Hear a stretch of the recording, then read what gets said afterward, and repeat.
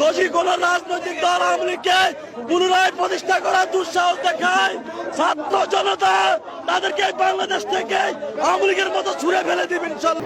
এই যে স্ক্রিনে যার ছবিটা দেখতেছেন তার নাম আনোয়ার।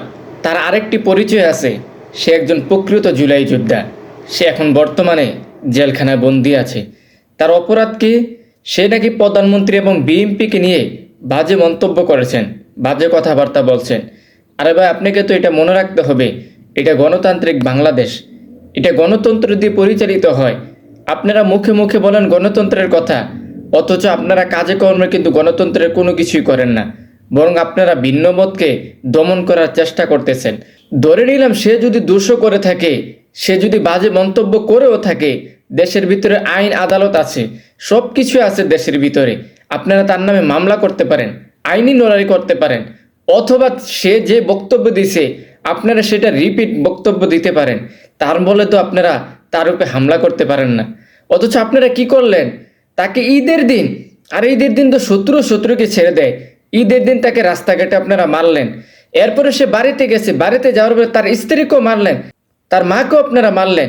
মারার পরে কি করলেন? এরপরে নাটকটা আরো সুন্দর।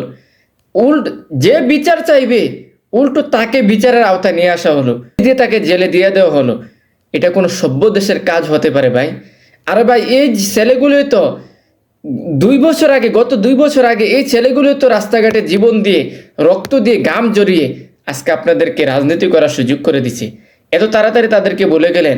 একটা কথা মনে রাখবেন ভাই, এই দেশের ভিতরে কেউ বাড়াবাড়ি করে বেশি দিন টিকতে পারে নাই।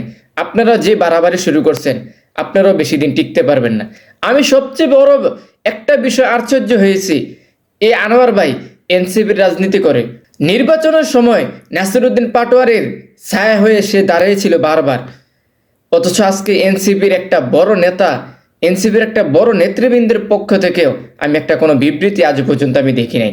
হয়তো কয়েকটা ছোট ছোট আইডি থেকে আমি কিছু স্ট্যাটাস দেখেছি, কিছু প্রতিবাদী দেখেছি, কিছু জনে মুক্তি চেয়েছে, অথচ বড় বড় যাদের নেতারা আছেন তাদের আইডি থেকে একটা পোস্টও আসছে না আজকে আনোয়ার ভাইয়ের জন্য।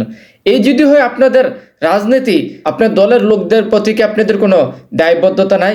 যদি এমনটাই হয়ে থাকে আপনাদের রাজনীতি, তাহলে ধরে নেন ভবিষ্যতে আপনাদের মাঠে ময়দানে এই লোকগুলোকে আপনারা পাবেন না, যুবকদেরকে আপনারা পাবেন না।